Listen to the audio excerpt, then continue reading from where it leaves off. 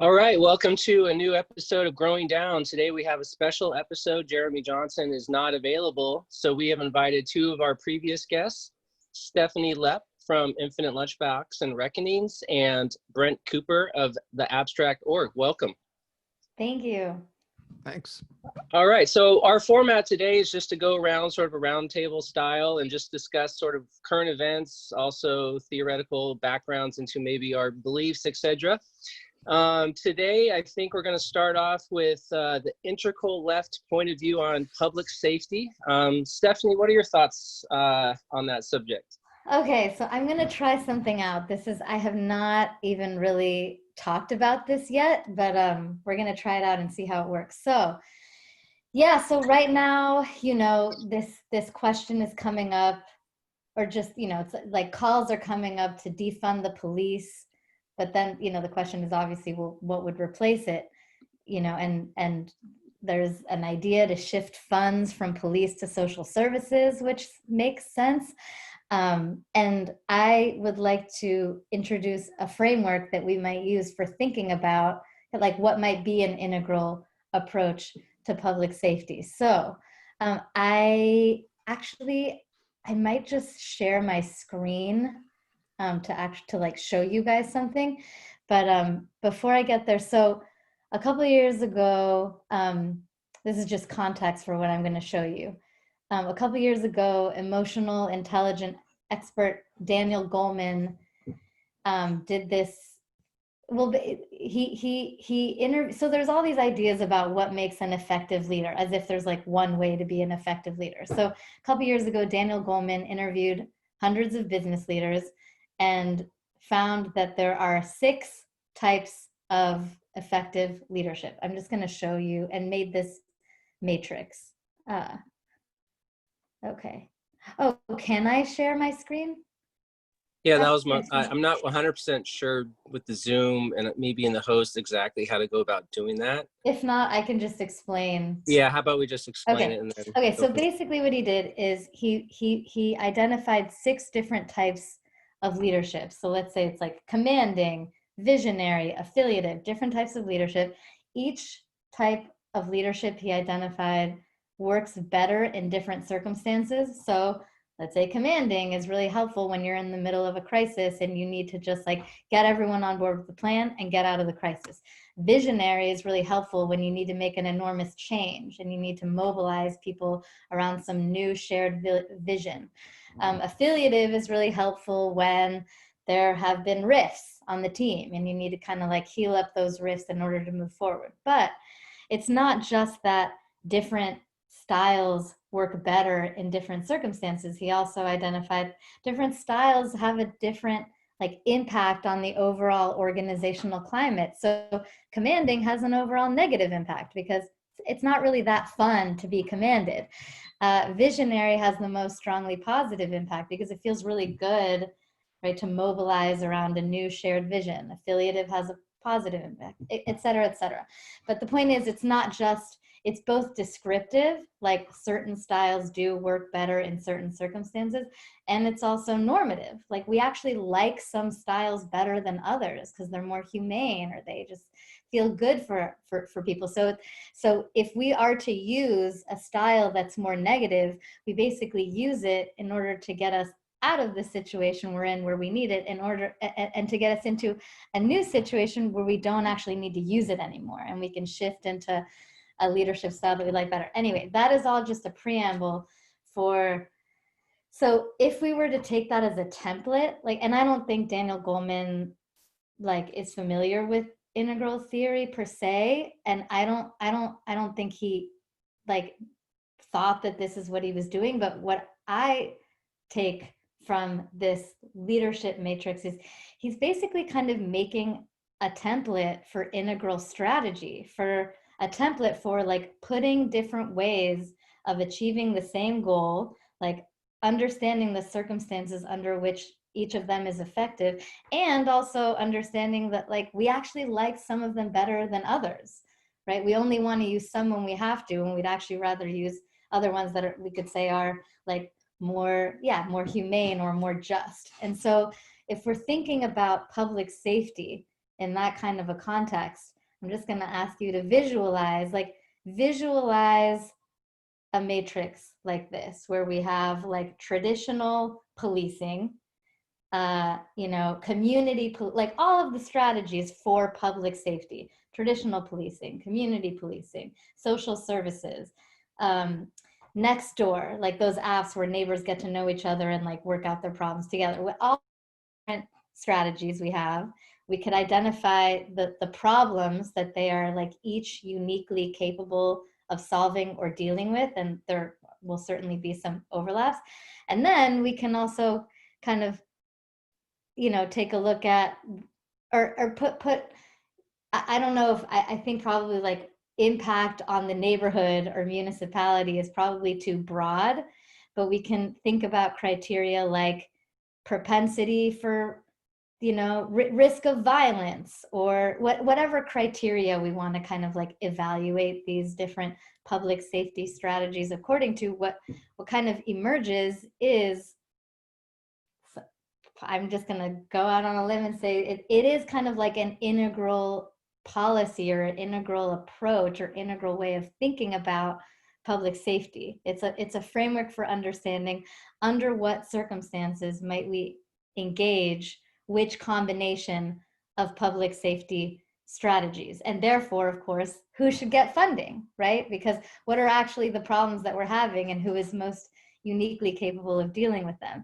And like this leadership matrix, it's not just descriptive, right? It's not just like which thing works better in which circumstance. It's also normative. It's not just about using what works, but about moving us in a particular direction that, that like of, let's say, like less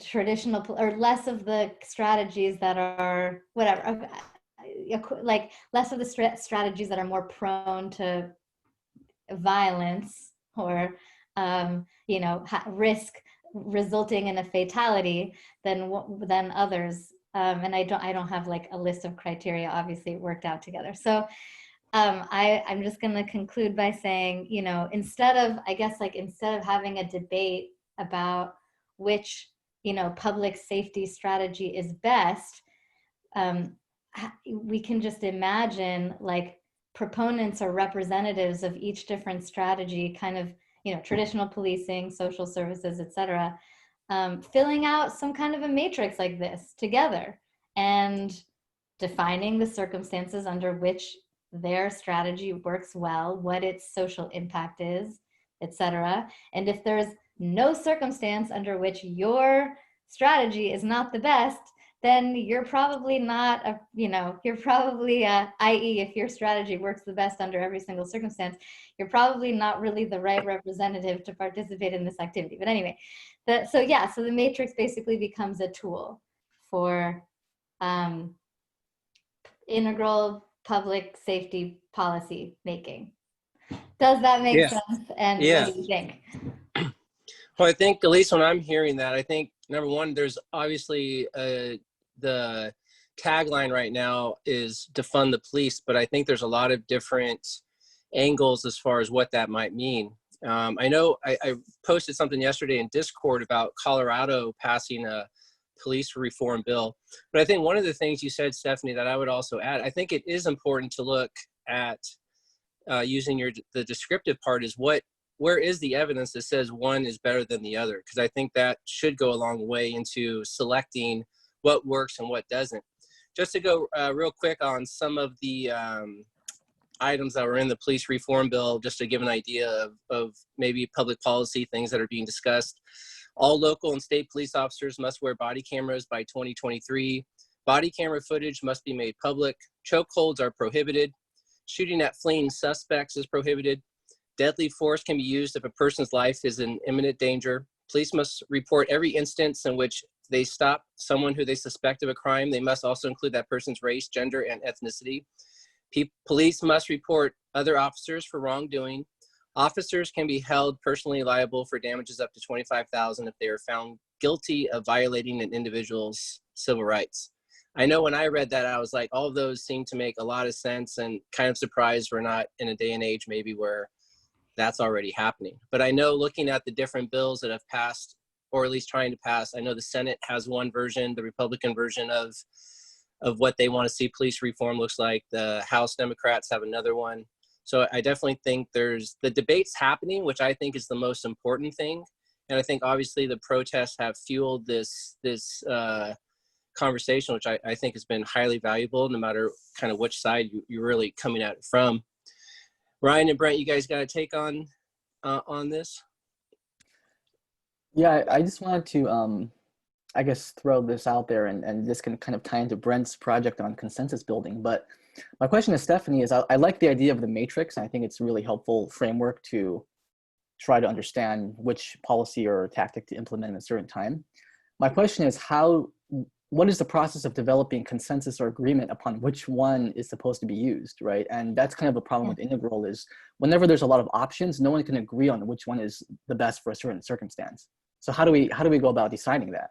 Yeah, and that is something I would actually love to hear Brent talk about. But before I maybe try to answer that and hand it over to Brent for a sec, the in response to you, Matt, too, like that all is great, like how to reform policing, and that's still within the context of thinking of policing as like the strategy for achieving public safety. And there's a little zooming out that needs to happen and say, whoa, whoa, whoa, the goal isn't like how to make policing better. I mean, that is a goal, absolutely. But the bigger picture goal is, how do we create public safety in our communities?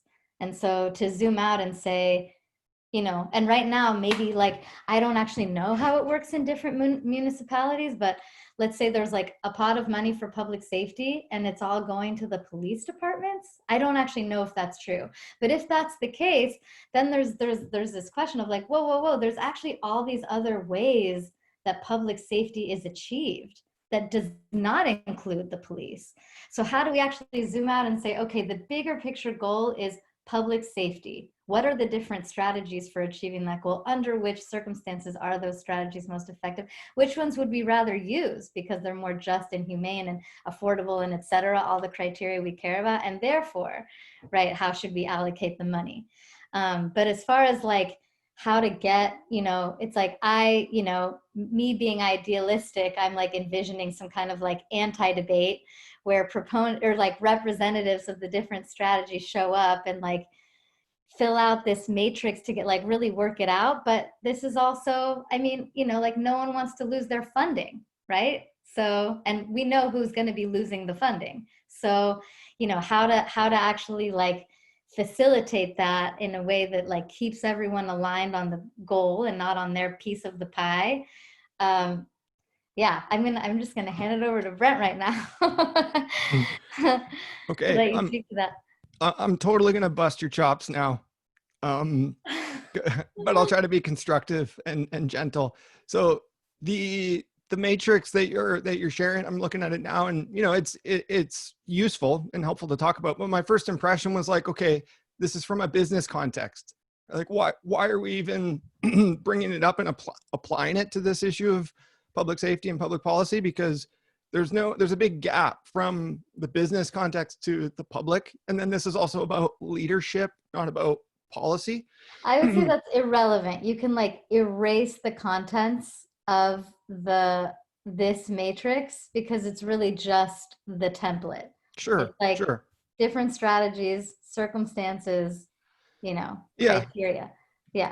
It can be, it can give us some help though too in understanding the police leadership styles, because immediately, you know, I'm going to assume that commanding is the typical sort of leadership function in police. It's very hierarchical. It's about authority. It's about enforcing the law, whatever the law says, even if the law is wrong, right? So it's the opposite of coaching and democracy and all these types of things. Yeah, I just want to cut, like, I wouldn't take too seriously. Sure. It's just the template, but it's like yeah. Business leadership is like irrelevant to this conversation. Yeah. But I was gonna draw a parallel to my consensus article, because I also draw from a source that's from a business context. And so, you know, it can be informative, but we need to like transfer it. And so in that sense, it was about, you know, how does the CEO or manager build consensus on a team, right? And there's 5 separate strategies that can be employed, and they kind of come sequentially. But it ends up being a kind of inclusive democratic process, because those types of consensuses are more robust, they last longer. So that's what we would want in policing too. You know, you want them to actually accept it. And so I think there's a huge gap with policing. Like with police reform, they need to educate police officers, right? So, you know, we want to I want to defund it, but when we pivot to that slogan, it's a matter of unpacking what it means. Because, you know, movements will use these catchphrases because they're useful and they hold some nugget of truth. But of course, it can be misleading too. So, but, you know, in the positive sense, like police departments are overfunded. Like they have all this capital to spend on weapons and training, and it just becomes more and more militarized. Because that's effectively what they're trained to do. It's very limited and it's very compartmentalized from other sorts of social concerns, right? And So it's not social even workers, totally tailored to the problems that we Yeah. have. Yeah, not at all. So yeah, so leadership in the business context, that's where a lot of these sort of, you know, templates and kind of, you know, heuristics and stuff come from. But we need to be careful from it, because everything that's happening should be informed by the research, by the public policy, and by the movement itself, because all of that content precedes the messaging, right? So all of the movement and research preceded Black Lives Matter, and then that precedes defund the police, right? So you know, the writing's been on the wall for a long time, but we need to reverse these trends. And in terms of leadership, you know, I think all of these leadership styles can be useful. Like, you know, for commanding, it just depends if the person is kind of a fascist or, like, you know, actually an egalitarian. Like, I think it also really depends if they know how to devolve power once you've gotten that. I mean, exactly. like once you're done using this thing that you needed to use, are you able to say, all right, we're moving away from commanding now because we don't need it anymore, even if it's the one I'm the best at, or I really like being in power, or whatever. Yeah. I also think there's 2 different things going on here. Kind of what Brent's saying is, I think that while you can apply that matrix, I think I've also seen it in some variety, like with parenting, it's more like an interpersonal relationships. When you're looking at the police, I think you're looking at a more of a systematic sort of, okay, a little bit more complex as far as what's actually going on here, to how do we get to this place, and sort of, is this over the top? You know, like, do we need to look at this more closely? I also think there's a lot of sort of, if you look at why the police have so much funding, you know, I think that's a whole nother debate onto itself. Totally. Yeah. So and there's definitely still, there's a systematic issue, I think, that it's worth looking into. And, you know, I think another sort of label attached to defund the police is systematic racism, that I've heard a lot with the George Floyd incident. I think that's supposed to just increase public awareness to this issue. And what I like about it is you have people, again, talking about it at the water cooler about, hey, what do you think about this issue? Is there systematic racism? What is systematic racism? And it's definitely an interesting, you know, we've talked about sort of the movement, social justice. I think this has been something that has ignited, definitely in America and actually international. I mean, you see protests all over the world right now that has to do with this issue. So it's definitely a relevant issue. Yeah. Yeah. And Matt, I would like, yes, to your point, this is absolutely just an exercise in thinking about like an integral approach to public safety, but does not whatsoever like, or does not necessarily speak to like how to actually, you know, I guess kind of back to Ryan's question, like how to actually convince people, or like, or you know, or however, like to the extent that if we're fighting to defund the police, like it would serve us to have this like, you know, articulated alternative, then, it can be a part of that. But I guess, Ryan, I would kind of throw your question back to you a little too. Like, do you think that, I don't know what, like, yeah, do you think it would be possible? Do you think, and I guess this is such an abstract, it's like, what would be possible? Like getting the chief of police and the head of social service, whatever, all into a room together to try to like hash this out. But I don't know. Yeah. Do you have a perspective on kind of like how to make that happen?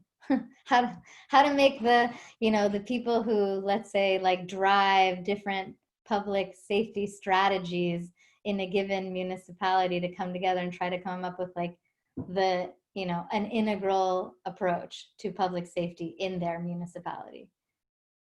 Yeah, well, the honest answer is I have no idea if that's how successful that would be. I mean, I do have friends who are facilitators who do this kind of work with like public officials and, the field of like collaborative governance and so forth, where they have these kind of meetings and facilitated meetings where people can, different stakeholders and different interest groups can come together and work out a solution. But I think there are kind of two parts of this, the usefulness of the matrix. So I think what you're getting at, Stephanie, is the role of even just thinking about problems in this sort of way, where we are so used to policing, we've kind of forgotten about the underlying function or reason why we have police, which is the larger issue of public safety. And what this matrix illuminates is that there are multiple routes to get to that same goal of achieving public safety, and it doesn't all have to be this forceful militarized police, which is a very specific culture, a very specific hammer in which everything looks like a nail, which is obviously problematic for solving issues that may require softer skills or other kinds of social services, or having social workers come with you or psychologists to de-escalate conflict or whatever. Then there's the actual interpersonal messy part of working with human beings with conflicting interests and values and so forth to get them to agree on how this is going to be done, right? And I think that would be amazing if different sectors and different institutions, all with their own little myopic interests, can start communicating with each other and start to actually have some communication between these different systems that have been compartmentalized and very much rigidified into their own little siloed bubbles. So how that would be done, I mean, if you got me into the room, I would try. I don't know how to make that meeting happen, but I think that it's definitely, I think with Brent's, the consensus method that you've researched, I think could be a very nice step-by-step process that people can follow to try to achieve consensus. And then when you frame it as an issue of public safety, you can get really creative in terms of how to achieve that goal, to think outside the box of like police, guns, Right. force. And then you also get the right like metrics that you're looking for. Yeah. And it goes back to what I was saying about like most of the research already exists for this stuff. There's so much redundant research, and what jumps off the page to me with these leadership styles is the ones that have an overall positive impact. And also if you read what, like the modus operandi is and how it works, like people come first, right? Like the affiliative pace setting and coaching seem to be the ones I think the police should be embracing and employing, which they're not traditionally. And then the role for the commanding and stuff and visionary and democratic has to come from the movements and the research that's informing these things, right? And that means the people, like I think as we all agree to some extent, the people that are currently running the country and running the discourse, right? Let's say like the Republicans and then the establishment Democrats, they're doing a horrible job at all of these types of leadership, right? But we do need leadership. Yeah, not even a style. We do need the commanding type, which is do what I tell you, and it demands immediate compliance. But we need that obviously coming from the right people, the people that know about this stuff. And so for me, that's always what these social movements are about. Let's listen to different conversations, and let's hear the right people. Let's change the discourse. So we're starting to see that, and Matt listed off some good sort of policy prescriptions, but of course it has to go so much further than that. Like we have to reform pretty much every sector to vet out corruption and incompetence and the violence that these hierarchies and these weaponized systems of control do. Yeah, and so Brent, I think, again, you've written a couple good articles lately that I wanted to kind of bring up, maybe specifically the convergence for consensus building. And how I read your article was really about this. I think you actually offered sort of an olive branch as far as to these different sense-making communities about calling people out, rightfully so, not in a sort of harmful way, but calling. And I think that's kind of where I see at least our community trying to do, is trying to take these big ideas and trying to collect them all into one place and trying to differentiate as far as and deliberate as far as what's good, what's bad, what's the baby, what's the bathwater, what's this group do well, what's that group does poorly, and we're trying to mix it all in, because I think one of the, at least my perspective is with these intelligentsia, the community, we're trying to come up with some of the background into what informs some of these decisions that eventually trickles down into some of these policy makers. And so Brent, I don't know, like if you want to kind of riff on it a little bit as far as that article, what drove it for you, and how it sort of maybe plays into this question of how does it eventually trickle down into policymaking. Yeah, I appreciate riffing on it, and getting your guys' feedback, whoever's read it here. I did spend 2 hours this morning unpacking a lot of it with Layman Pascal. So, we'll try not to retread some of that territory, but I'll try to bring up some of the same baselines and talking points, and we'll explore it from there. I mean, right at the kind of in my introduction, right at the top, in terms of what motivated me to do this is kind of a long-term interest in these things, right? Like peace studies and conflict resolution through my background in international relations. But more specifically, I have here, against my idealism, I often hear the phrase, "Oh, you'll never get everyone to agree." And so many people have said that to me in different contexts. And I always reply like, "Well, have you tried?" And the answer is no. Like, people are trying different things. They're not trying to build consensus. They're trying to sense make together. They're trying to have conversations. They're trying to work together. But consensus is a whole other thing, and it's a process, and it involves all sorts of prefigurative work and homework and mediation and facilitation. So I'd like to try it. And, the interesting thing is, like, the pretext for these kinds of things is when there's uncertainty and low levels of trust, right? It's precisely when we need these kinds of practices. And a lot of my work is, kind of meta-analysis. I'm aggregating lots of sources. So I'm trying to synthesize a consensus from, an array of fields, or like an array of authors on a given topic. So, and I was attracted to this, all these articles in this particular process, the 8 breadths of process architecture, because it's something that's like, it's very integral in the sense that, there's a template we can follow. And the outcome is not necessarily predetermined, but we will be drawn forward by certain attractors. And the more you understand this process, the more you understand how incentivized it is, right? So people's first impressions are to be turned off and to say, "Oh, that's not going to work," or "I don't want to change my mind." But, we're also trying to get to a point of action too, right? So for things like climate change, it's not even sufficient to agree that it exists, but that we need to have a consensus on a certain type of concerted action. And for the process to work, it requires, all of the resources and materials and participation and will that we can muster.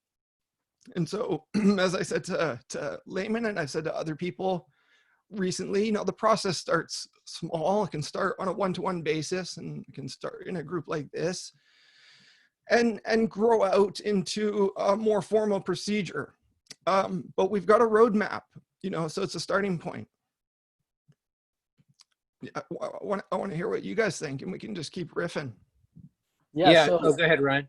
I was just going to ask Brent, so you had mentioned starting kind of small and one-on-one, but I'm wondering how do you visualize this project scaling up to the level that we need it to scale to? Like, are we talking like, let's start with like 4 people in a Zoom call, or should we make a Facebook group on consensus building of the emergency, or what is your idea of what this looks like?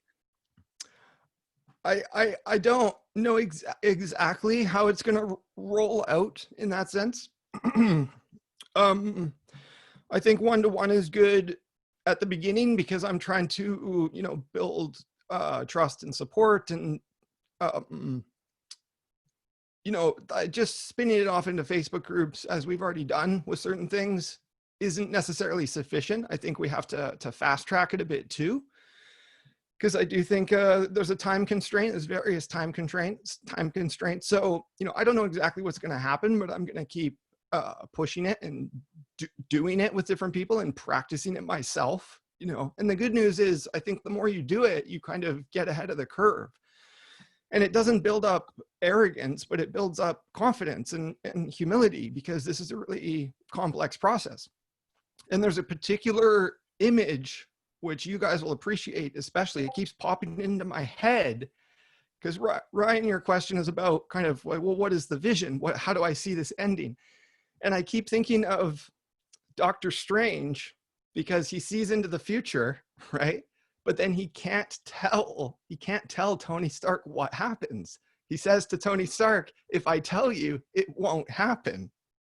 So there's a bit of a paradox here, because I do think I know what people should do sometimes and what should happen. But the paradox is, well, do I tell them what I think?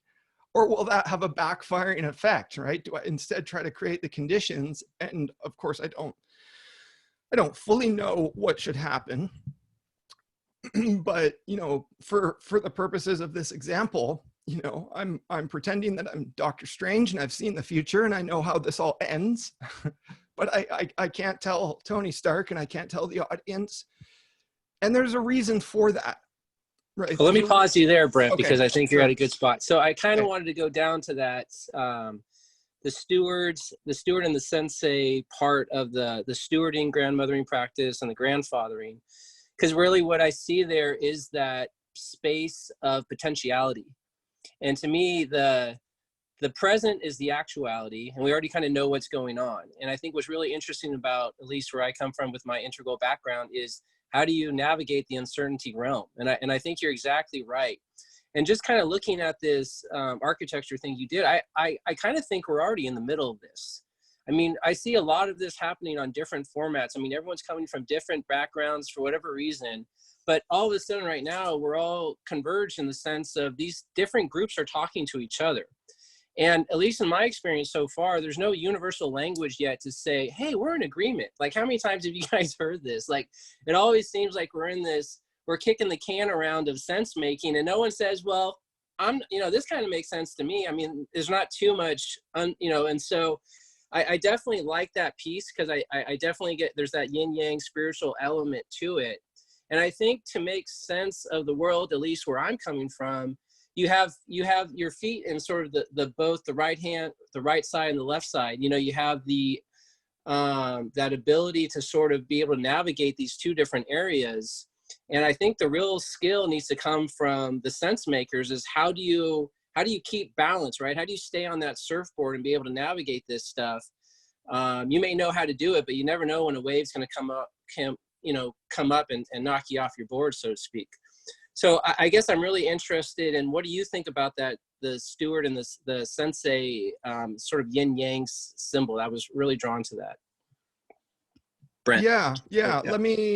Let me first, I wanted to just quickly kind of expand on this point of sense makers, because I came across this Paradexity article too, and I thought it was interesting because it employs this term sense makers, right? Of course, in a kind of more generic sense, but this is the term that, the Stoa folks and the Rebel Wisdom folks kind of brand themselves with. And, it comes back to the kind of reckoning and the critique kind of stuff, because I say it should be better. But it's interesting, the definition here is like, the sense makers are who help us find patterns and meaning in our experience will be highly influential and sought after. And that is what they're effectively striving for, right? And then the core areas of development, the ability to translate knowledge into wisdom, right? Again, that's kind of what they're trying to do, but they don't have a consensus, right? And they're kind of thriving on the uncertainty too. You know, a lot of them speak, and, you know, Peter Lindbergh, like, identifies as a performative agnostic for this reason. So, and I said to Layman this morning, like, we can build consensus around certain things, but we can also build it around uncertain things, right? So it can be kind of open-ended. So I just wanted to put all that out there because I like this table that I put together from that article, because it's a, you know, 3x4 thing, and it's got the like the 4 levels, but they feed into the 1, 2, 3 kind of process across, right? So I thought that was really useful. But to go back to the stewarding and sense making thing, senseiing, yeah, I think a lot of people who, you know, are trained as facilitators might automatically be drawn to one role or the other, right? And it's great in a sense that it's kind of gendered, even though, you know, we don't want it to be sexist. But it's like, you know, there's a kind of, you know, myth and symbolism behind that, right? And it gives us 2, like you said, yin yang. I like that. Like, it says 2 categories. So I haven't thought that deeply about it beyond that, because actually the only resource I really drew from for this was that 3-page PDF, right? So I don't know if there's a longer exposition somewhere, you know, where we could explore these concepts. But I just figured, you know, as part of the like I agree with what you said, that we're kind of in the middle of it, you know, and different people can be at different places. But in terms of resetting the process for different cohorts, the call, the first step, the call and the clarify, the next step where you build the core team, kind of invites people to come and assign themselves these types of roles, you know, and for us to have a kind of, you know, not a consensus building session right from the start, but just an open kind of divergent process, like holding space, right? So the space is held by the stewards, I suppose. And then the convergence is kind of the invitation to practice through the senseis. So so there's a linear path there, but I think as this PDF itself suggests, and the other research suggests, is that it's linear, but it's also circular, right? So when you finish, you start again. So it becomes iterative, and so so I'll stop there because we just keep getting more meta after that, but that's a good place to stop. Yeah, definitely. I want to make this all participatory, and I want to ask Stephanie if you got any thoughts on so far where we're at. Yeah. There you go. First, yeah. Yeah. I mean, the first reaction is thank you, Brent, for keeping your eye on the bigger picture. I mean, it just takes, you know, it takes a special person to not just be focused on like their ism or whatever they're pushing, and like, yeah, just focus on the field and like how to evolve the field, and therefore how to build consensus between these different kind of worlds within it. I guess just, yeah, one question that, well, 2 things. One question that comes up is, have you seen this kind of consensus building in other fields, and like what has worked well? I mean, are there analogs for this? And then the second, I mean, yeah, just, you know, I've been for the last 4 years, you know, talking to people who've made all kinds of transformative change. And one thing I can tell you is people don't change by being told to change. So, I mean, there's also just the question of like, what did you think, or do you think would come out of writing the piece in this way? Or like, if what you want to do is build consensus, like, let's talk about the way that you're going about like making that invitation. Yeah, well, in the third step, it's the art of invitation, right? So we're not quite there yet, like, because that's going to take other hosts in the core team for this circle of understanding to expand. And yeah, there's some context there with me and sort of whatever reputation I've established, like, you know, so certain people already will decline my invite automatically, right? And I'm aware of that. I'm totally self-aware, but I have so much faith in this process outside of me that it doesn't matter if they don't get it at first, because I think it will work for the people who do it. And Yeah, or it doesn't necessarily need to be you, right? It's like you do your part. Yeah, I make all that clear in the article. Like, I have a particular role in all of this, but it's going to depend on other people, partners, and other callers, right? Other cohorts. Because at first, especially, it's, you know, it's just hard, you know, no matter who you are as an organizer, it's hard to get everybody to, you know, synchronize agendas and, you know, meet, you know, so that's new to me too, even to try to do that. So that's going to take some time, but. Can I ask one more question? If you were to actually start small, like you said, and start with a one-on-one, and it was going to be you and someone else, I'm curious who you would do that with and what that would be. Well, I've already started, right? It just depends on each person. Like, for example, I talked to Michelle Bowens a couple days ago, and I foregrounded it by saying that we like each other's work, but we disagree on some things. And some of that disagreement is generated through Facebook as opposed to talking face to face. Right. And in that session, I was kind of acting as the mediator and facilitator as well, even though that's not my training.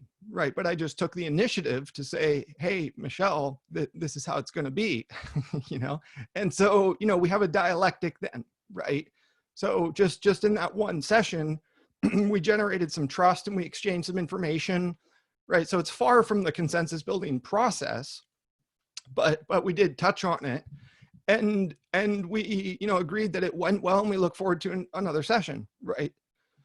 So, you know, there's that, right? Like, it's already started, and it's going to be different with each person, right? And not every conversation has to be about consensus building, right? Like, you have to do lots of formative work, get to know each other. Sometimes it's just trading information, appreciating each other's work, right? So what I'm proposing as a kind of very systematic, like, invested, comprehensive process will take a lot of resources, right? Like, it's not even possible on a small scale necessarily, but we can do a lot on a small scale just with Zoom calls and just build up to it, right? So, you know, Lynn and I floated a number of topics that could be the content to put into a session, right?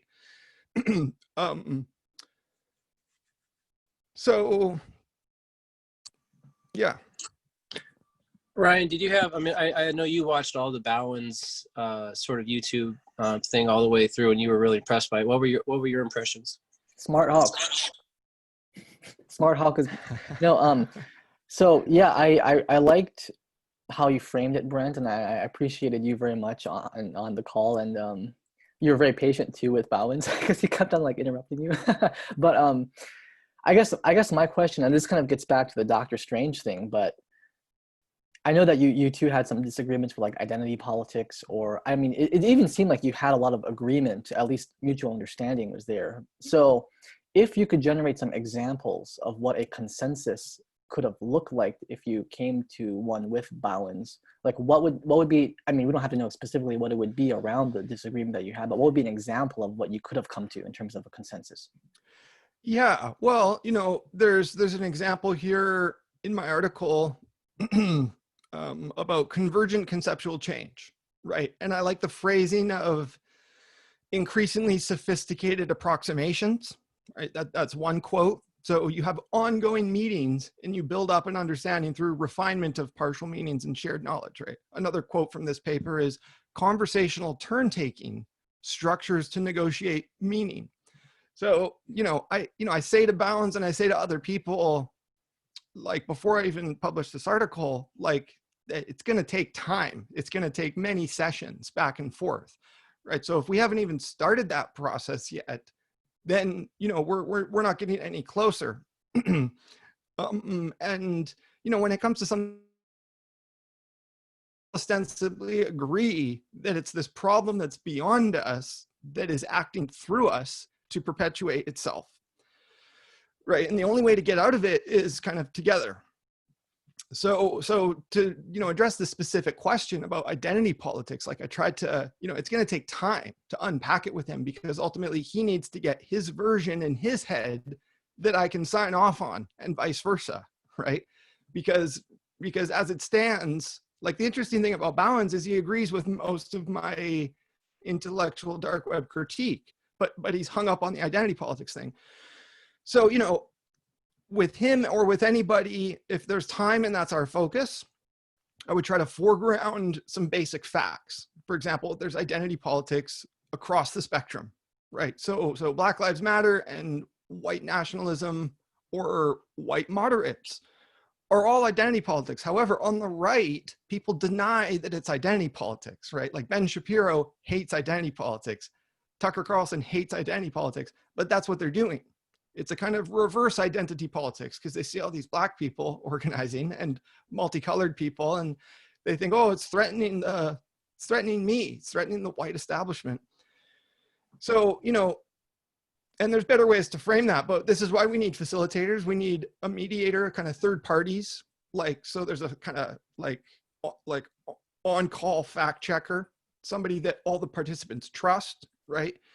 And we need recourse to shared resources, right? And that's what's great about people who read books. It's like, I share this with you, you share that with me, and then we can like speak that language, right? But what we see in the culture war is people totally talking past each other, totally getting, you know, totally just ensnared in their own echo chamber, you know, in the quicksand of whatever tribe that they're in.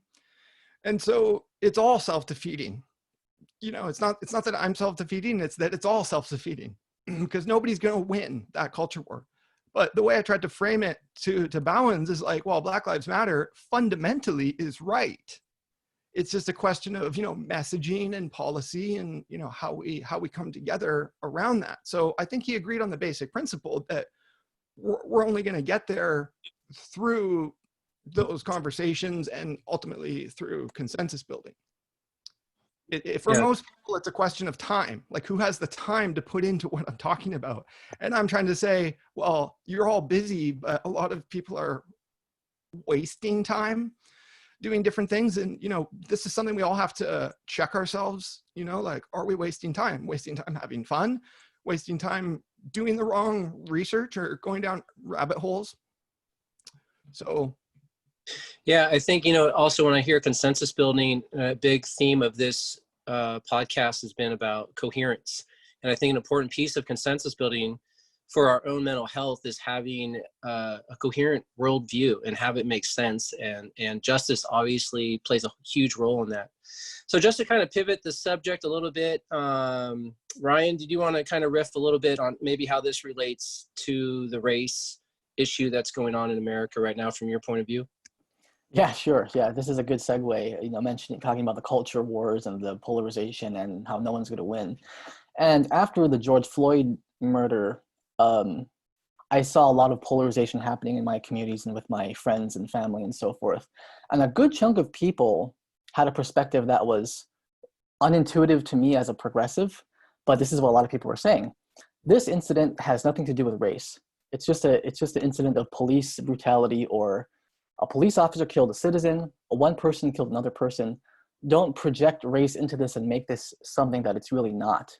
The implications of that have been that therefore a lot of the talk about race, the kind of valorization of Black Lives Matter, and the kind of great awakening that's been taking place in a lot of, at least liberal sectors of the United States, is all misplaced and irrational. Because when you really look at the statistics, more white people get killed by the police, blah, blah, blah. I can go on and on about that kind of attitude. And I didn't really know how to respond or to engage with these people. I didn't even know where to start. And it was already so heated, you know, going on social media, on Twitter. I was like, I almost would like to settle a little bit, and then maybe we'll do some more like one-on-one, consensus building kind of stuff instead of like me jumping in there into this crazy Twitter storm. So this is open a question for all three of you, like, how have you been thinking about this in terms of race? And also to kind of piggyback off the balance conversation that Brent had, I mean, there's this feeling that a lot of people have that you can't even criticize Black Lives Matter or cancel culture or identity politics without getting canceled yourself,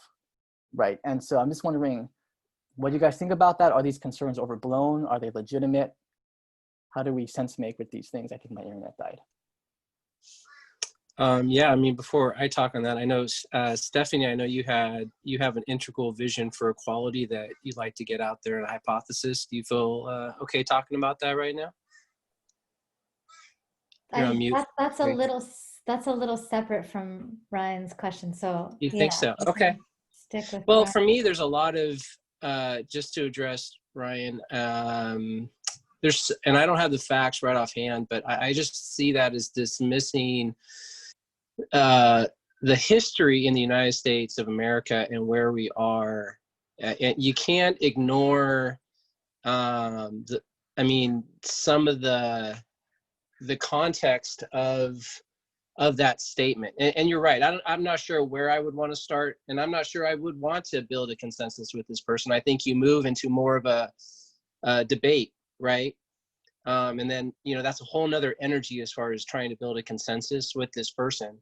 And I just know, right, for this call here, I mean, I think consciously I'm not so in that realm where I want to debate that person, because I believe I could do so with some practice and kind of getting into it. And do I really want to get into a boxing match right now? But I mean, so I don't have a direct answer to that person or to you, but I mean, that's just, to me, again, you lose to say that event was not racially motivated. And you look at all these different cases, and I just don't know if I would even go down that rabbit hole with that person. That's just my 2 cents. Yeah, and Ryan, you're asking like more generally too, right? Like, how do we unpack this? And I mean, definitely there needs to be a national conversation proper, right? Like truth and reconciliation and reparations, I think. But in terms of getting there, if so as Matt just said, like, it's, debate and, consensus building, deliberation, like they're different processes, different energies, and that's worth understanding.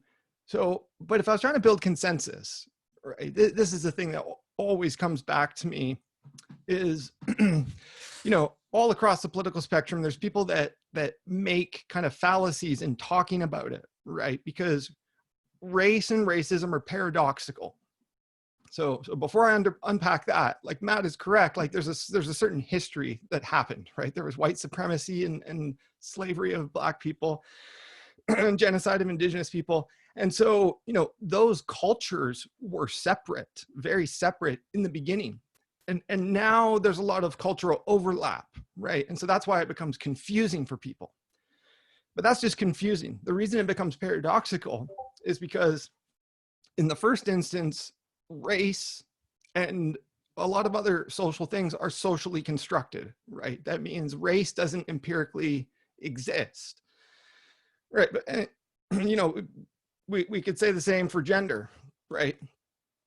Even though clearly based on appearance, we have different races and genders in this call, right? But it's like, this is the paradox. Race is socially constructed, but it becomes reified and, made real over time. And it's paradoxical because people don't get the difference in between what's real and what is made real from the abstraction of it. Right, so the distinction of races, even though it's apparent in skin color, especially how we're geographically separated in early human evolution, it's still, environmentally and socially determined and constructed. And then when it comes to, globalization and how we all intermix and how we talk about this stuff conceptually, it becomes reified, and so what I mean by that is that, like, it, you know, if we're smart about it, we can actually decouple the skin color from the race, from the appearance of race, right? So I can take on a kind of Black feminist approach to things, right? If that's the literature I'm immersed in, and that's the perspective I'm identifying with, then that's what I can advocate for. You know, I'm not advocating for white male issues. But again, coming back to this social construction thing, like, see, this in itself, in a consensus building context, would take a while to unpack and to build up, because social construction it's not apparent what that means, right? It's a term from sociology, and it gets distorted through postmodernism and the reaction to postmodernism, right? But I think people can get it. I think people can grok it if it's kind of deployed in the right environment, in a kind of the space is held for that. So I'll stop there. That's where I would start. How does that land with you guys? Yeah, Brent, I mean, kind of what you're saying with that whole Stuart Sensei's part. And two, I'm reading this book called Subtle Activism, and they talk about more traditional societies, the elders, I really like this phrase, and you kind of just hit on it, of holding the space. And Brian, I know you've talked in the past about this. This is, to me, a lot of what mimetic mediation does, is you're able to hold both perspectives and kind of find out what energy is kind of going on there. Another thing I wanted to bring up too, that kind of maybe better addresses your question, Ryan, because the whole book I thought really spoke to it, was Malcolm Gladwell's Talking to Strangers. I'd really highly recommend anyone that's interested in police reform to read that book and to find out kind of the issues that he brings up in that book. But Ryan, you must obviously have a position with that question, and I'm kind of curious what your take on it is. Sure. I was wondering if Stephanie had thoughts first, though. I disconnected a few times. Yeah, I guess, yeah, the first thought that comes up is just this. I mean, what we're seeing is just really hard to look at, you know? So it doesn't surprise me that we're reacting to it, you know, in all kinds of ways, but including defensively for some people, like, oh, this isn't about race, you know, especially from white people, whether consciously or subconsciously. It's like, you know, I'm on the side of the oppressor just by virtue of my own skin color, and therefore, you know, so I mean, this is hard. This is like a collective seeing clearly of something really horrific, and like really having to grieve it and mourn it, and like, you know, like getting defensive about it and working through that. I also just, yeah, it's just like, it's just this, it's like, it's both true that some people are saying, oh, this isn't about race, and you know, we're also going overboard with using race. It's like, yeah. And I guess I just also want to, like, maybe kind of within the context of individual people and individual conversations, it might not feel that productive, but like, may the collective tug of war in and of itself be productive, in the sense of like, evolution is beautiful, but it's not pretty. Yeah, I'm just kind of riffing along. I get, yeah, on the point of like, I was just going to ask, if George Floyd was white, do we think that would have happened as a group? Would he have gotten killed, or would we have had such that he would have been on the guy's neck for 8 minutes and 46 seconds? If George Floyd was white, do we think that would have happened? It's possible. I think this is the thing with this sort of incident / murder, is that these things happen all the time and we just don't see it, right? So we're seeing maybe 1% or 0.1%, right? It's all about what goes viral. And, you know, the Ahmaud Arbery shooting happened in February, but we didn't see the video until like April, right? So there's a lot going on here. Like these things are always happening, right? And, you know, like white people do get killed by police, you know, like so it's both racial and non-racial, right? Like, and that's why intersectionality is actually so important, because it's not just a way to measure victimhood. No, it's a way for everybody whoever they are, wherever they are in the world, to understand the intersection of these identity factors and class factors, and, you know, and to the extent that those are socially constructed and made real.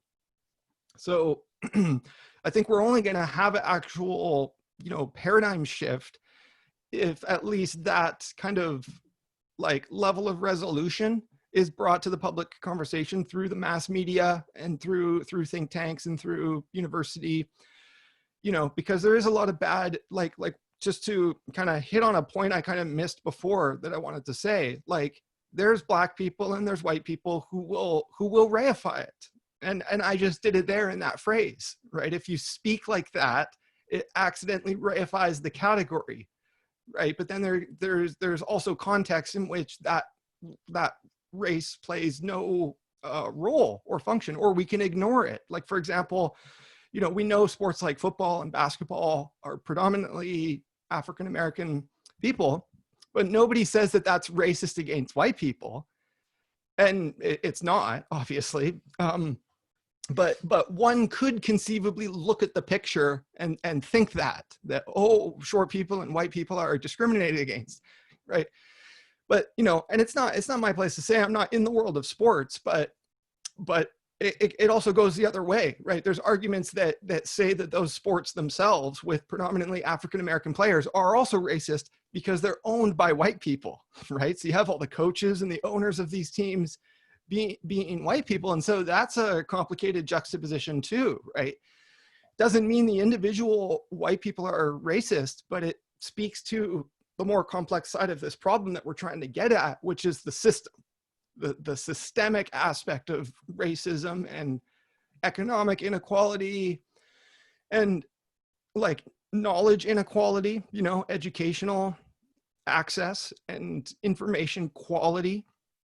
So, you know, coming back to the meta crisis, right? Like we can stay at this level of systemic racism, but that's a subset of the bigger picture too. Yeah, I mean, something that's kind of lost it, but there, to me, just, Brent, this also, just to clarify with the diagram you shared on the convergence for consensus building, is what we're doing now the sort of harvest part? I mean, are we kind of sense making this right now in this discussion, would you say? Yeah. Okay. So yeah, I mean, we're not doing the process explicitly, but we could say that we're kind of going through it implicitly, yeah. Sure, and that we're approaching that stage of this. Yeah. And I think a key piece to this, and I know Stephanie, you obviously hit on a lot of this stuff, at least with the Reckoning shows that I've listened to, and Ryan and I think for the Growing Down, we've definitely tried to go, and probably not explicitly enough, to talk about justice and really what that justice piece means. But, you know, just kind of hearing all these different ideas together, hitting on Brent's thing he brought up with the paradixity and the depersonalization, emotional economy, and the core area of development there is the ability to genuinely care for others. And I think when you look at an event like George Floyd, you think an injustice was done, correct? So is it worth arguing about sort of the race problem? I mean, talk about the justice problem side of it. I mean, if we're talking about public safety, there's no fucking public safety when the cop is got on his neck for 8 minutes and 46 seconds. That's a clear out murder. So yeah. It's going to be up to the judge to debate whether or not that was racially motivated, whether it's bad police culture, whatever you call it. At the end of the day, it's not justice. And so something wrong happened there, and people are pissed off. And you can go all to these different areas about what led to this injustice. But I think that, to me, that's the key point. Like, if you think a police officer has the right to do that, I'm not even having a real good conversation with you, because it's probably not going to go well.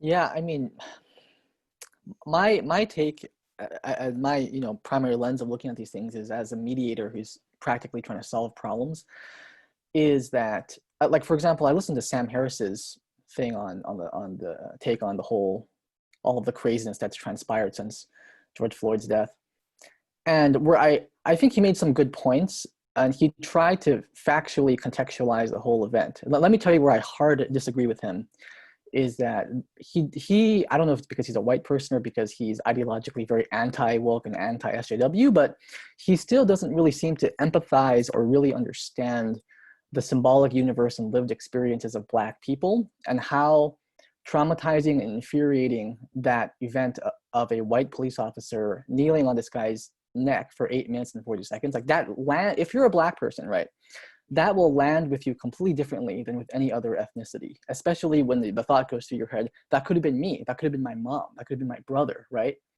And it's understanding the lived experiences of certain groups that were racialized and having empathy for, and being able to take those perspectives, I think is such an important skill that the social justice movement tries to promote. They may not promote it in the best way, but still something that they try to promote. And I don't feel like, I think we need to have a more productive conversation around that. And just to give an example, if I'm mediating between two neighbors, one is white and one is Black, and the incident that they're arguing over has nothing to do about race. In my experience, whenever there are two different racial groups or ethnicities involved in a conflict, and the conflict is fairly heated, race almost always becomes a factor, even though the issue was like, your apple tree grew into my yard. As a mediator, am I going to tell one of the parties, dude, this has nothing to do about race? No, that's not a productive way to handle it. If race comes up and it's an important issue to the participants, we're going to address the racial issue and then go deeper into the issue that started the conflict to begin with, whether that was racially inspired or not. So I don't agree with a lot of people who say we just need to cancel the race discussion.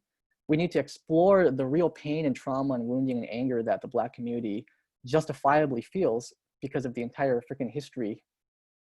And then we need to come to deeper solutions and universal solutions, whether it's police reform or even things like UBI, universal healthcare, that disproportionately help people of color and historically marginalized groups. And then we can talk about more specific ways of ameliorating inequalities, whether it be what Stephanie wanted to talk about with going into specific programs to try to promote more equality, gender equality, or racial equality, and so forth, right? But I think that we need to have a better discussion about taking the perspectives of other people and understanding that experience and working with the pain and the emotions that are rising, and not just being like, you're irrational, learn the facts there and not be upset, which is kind of what Sam Harris was promoting. And factually speaking, that does not work in solving a conflict. So that's kind of where I come down really hard as a mediator of like, if race is an issue, we need to talk about race. I feel like there's totally an analogy there with Me Too, and like these things would come up. It's like, but is it really sexual harassment? It's like, wait a sec, this person felt like shit after your interaction with them. Do you care about that or do you not? I mean, because it's like, at the end of the day, right? It's like, do we care about how we're affecting other people or do we not? And then, right, we can carve out all kinds of legal definitions for all kinds of things. But yeah, the question of like actually caring how we're affecting other people is like, what should ideally be underneath, and at the foundation of all of this. So. I mean, the other, again, talking about holding space, I'm also totally against the group out there that, they're saying all cops are bastards. I mean, to me, that just doesn't make sense to me. I mean, to take one event and say, therefore, this conclusion, come on, man. I mean, that's totally extreme. It's totally reactionary.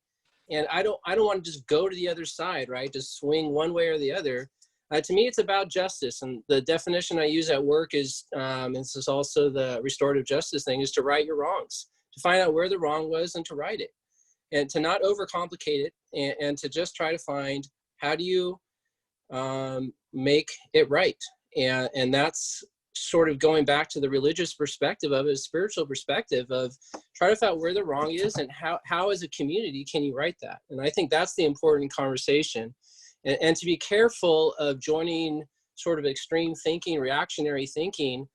And so I think the holding space piece is important, to kind of take maybe conflicting views and not, kind of try to navigate both of those different energies and see what happens. I will say, however, though, for like from one extreme to the other, in with many of the people that I've interviewed, it took like one or two of them for them to be like, wait a second, I'm swinging from one extreme to the other. Perhaps there's more than, like one direction, opposite direction. Perhaps there's actually 360 degrees in this circle. Perhaps this circle is actually a sphere, so perhaps there's more than 3 dimensions. So sometimes it's like swing and back to realize that that's what you're doing, to then kind of see that there's many more dimensions to go in. So I guess that, and that kind of goes back to the may this tug of war be productive. May our seeing our own tugging of war and going back and forth help us. I said this when we spoke last Saturday, to me, it's like it's no accident. If we're going to take spiral dynamics on face value for a second, it's no accident that second tier comes after green, which is we're doing all this tugging of warring, but may we actually see that we're doing that, and that it's not that there's a new direction to be gone in. So. That was a beautiful visual you gave us with the circle and then the sphere, because I think that's totally true. And also the tug of war, I've always liked that metaphor, because it's 2 sides that are willfully participating in a game, right? And they could just and the idea is to drag one of the other sides into the mud, right? But if, you could just put the rope down and go have lunch. but along the lines of what you were saying, I wanted to say about ACAB, I think there's a place for all of this, right? We have to be really careful. If Black people want to say ACAB, or even white people, right? Or just, people, right? These are abstractions. But I think there's a place for it all, right? So the ACAB kind of hashtag gets you into a different conversation, gets you into a different, sphere of research. And there's an article that was passed around that was like I was a former bastard cop or something. And there's the personal perspective that validates it, but there's lots of other evidence that, frames, especially in America, right? It's different in different places, but America especially, they're all trained to be bastards in a sense. And, perhaps I would just try to scale it back and say, maybe we should say MCAB, most cops are bastards.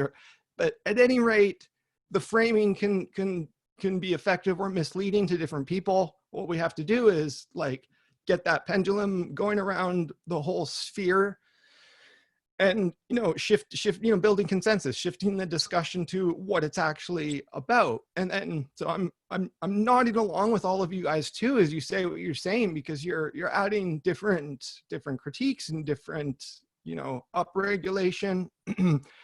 So I feel like we're implicitly doing that. We're practicing it now.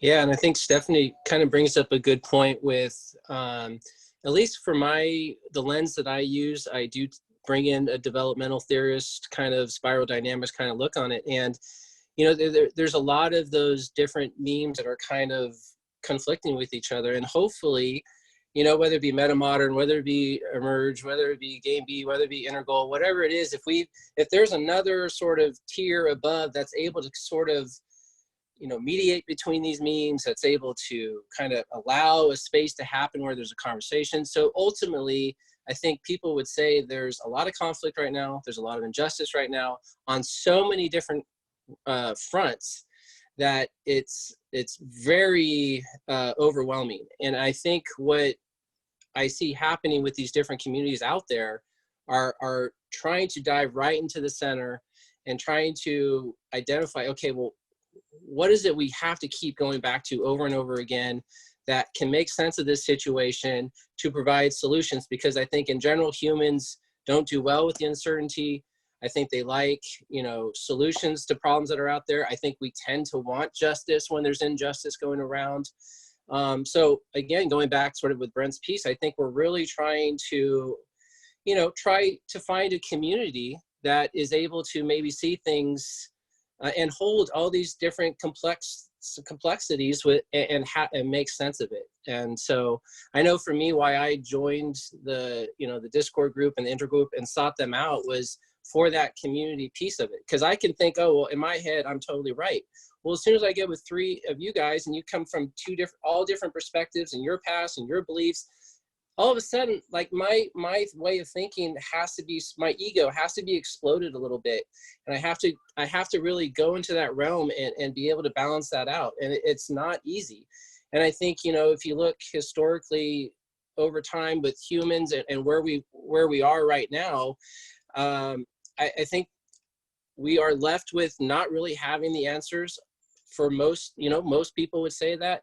And I think it's important that we are having these conversations to try to make sense, because I think it's so important for our well-being and our mental health that we belong to communities that are seeing, like, does this satisfy my needs for the good, right? Of the good, the beautiful, and the true. And I think that's what's important, being around you guys, able to have these conversations. And the more information we can bring in and collaborate, I think overall, the better we will be.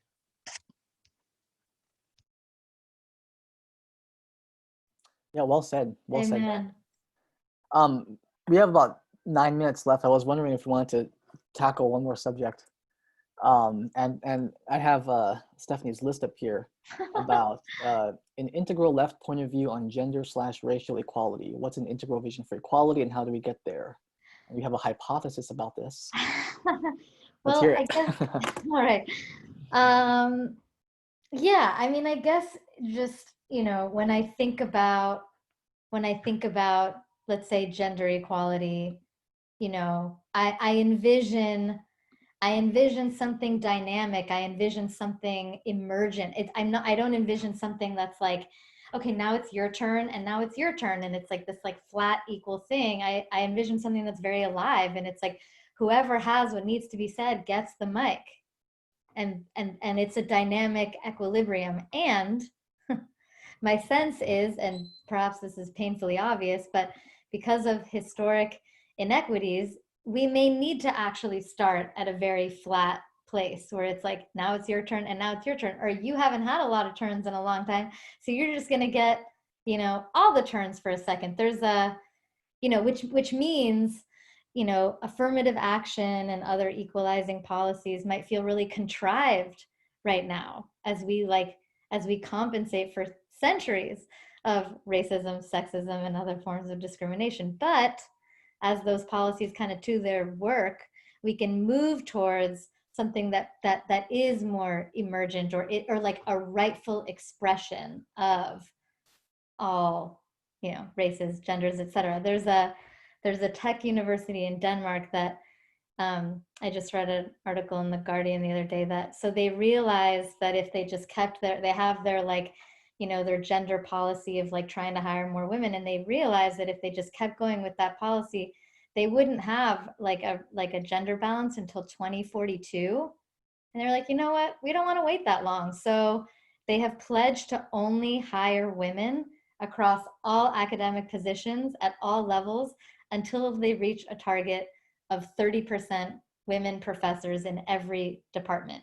Like, new vacancies will be closed to men for the first 6 months, and then departments will open up the recruitment pool, you know, provided that they can demonstrate that no qualified women were available. And obviously this policy is getting a lot of heat, and it's like, it's kind of like critiquing this like flat, you know, it's like, aren't we going overboard? This isn't what equality should look like. But yeah, I guess the idea here is, and I think a way to frame these kinds of policies is as a necessary, even if artificial, like stepping stone from, you know, where we are now to the like ultimate kind of like more dynamic equilibrium that we want to move towards.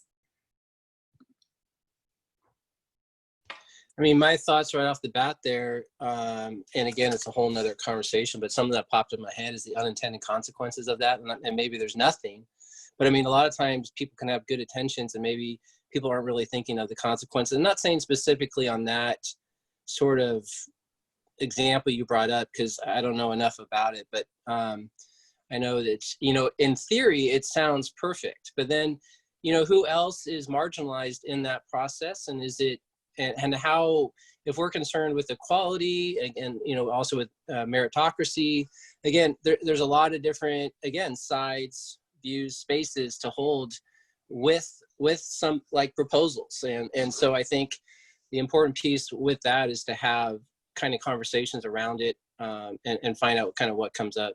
I'm sorry, just what I guess but the question here is like, what is the goal, right? Like, What where is are the we goal? trying to go?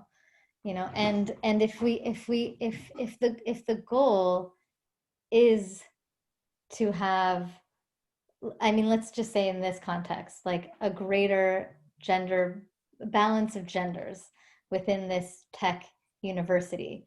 What I'm saying is like the path there might not, the evolution is beautiful, but it's not pretty. The path there may not be very pretty. It may feel unfair. It may feel flat. It may feel not like the kind of, you know, the like ideal vision of equality that we have. But like,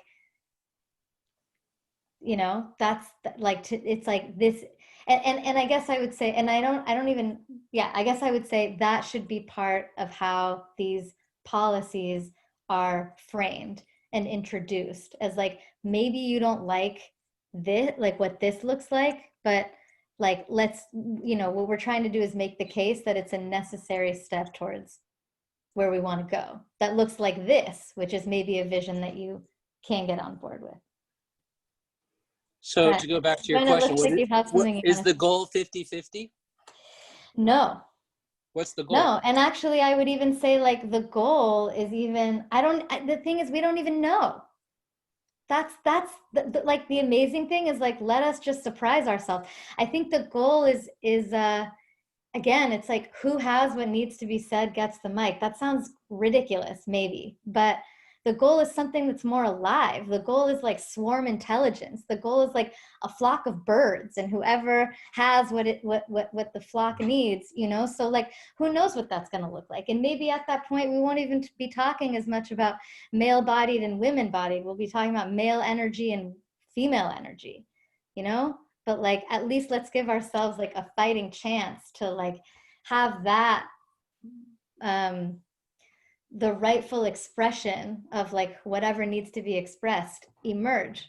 Let's give ourselves the fighting chance by like doing this contrived artificial thing, if that makes sense. So you're in support of that policy? I think if I wasn't looking at it through an integral lens, no, I would probably not. But it looks different to me. It looks like when I think of it as a stepping stone, when I think of it as a means, I may be in support of it. Brent, it looks like you're. Yeah, this is a super complicated kind of like issue to end with. But I like what you said there with about swarm intelligence and stuff, because it wasn't a dodge. It was actually a clever way to tackle the problem head on, because because you do want, you know, people to have the freedom to pursue the careers that they want.